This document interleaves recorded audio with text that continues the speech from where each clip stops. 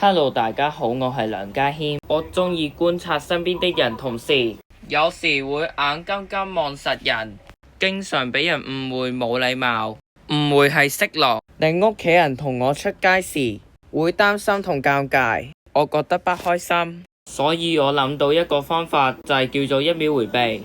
我哋一齊睇下一個故事內容啊！星期五，我同爸爸搭地鐵去上環，上到車，我最鍾意睇顯示屏同睇風景，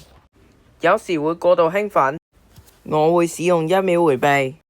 去到銅鑼灣站之後，一開門就見到有男有女，見到想觀察的人，所以我即刻要啟動1秒迴避機制，最多望1秒，將視線自然地移去其他地方，得到爸爸嘅稱讚。以上故事就係我的經歷，今集嚟到呢度，拜拜。